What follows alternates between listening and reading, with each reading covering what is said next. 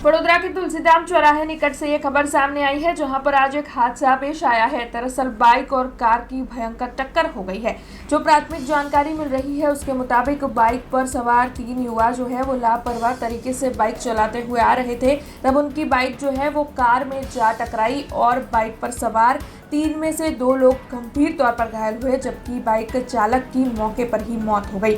जो जानकारी सामने आई है उसके मुताबिक एक शख्स की मौत हुई है, जबकि 2 लोग घायल हुए हैं, जिन्हें इलाज के लिए अस्पताल पहुंचाया गया है। घटना के चलते आसपास के लोग वहां पर जमा हो गए थे।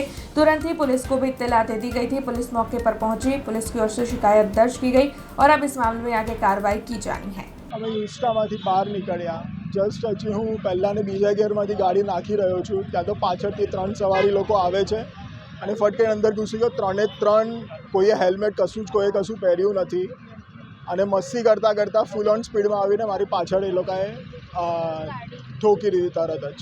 એટલે મેં બહાર ઉતરીને જોયું તો એમને વાગ્યું તો મેં તરત 108માં ફોન કર્યો।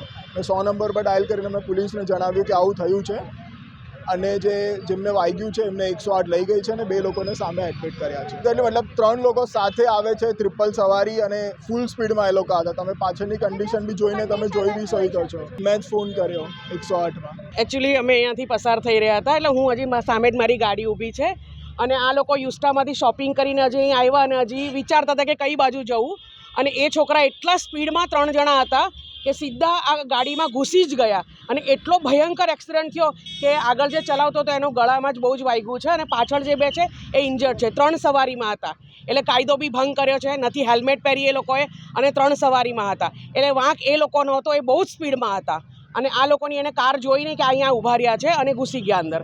બસ સરકારે આનો કંઈક કડક પાયે અમલ કરાવવો જોઈએ કે જે 3 સવારી છે તો સૌથી પહેલું ખોટું જ હતું।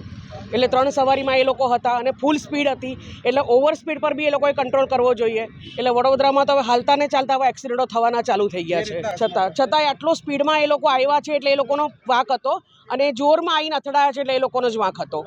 हमसे जुड़े रहने के लिए हमारे YouTube चैनल को सब्सक्राइब करें और नई वीडियो की नोटिफिकेशन के लिए बेल आइकॉन को दबाएं।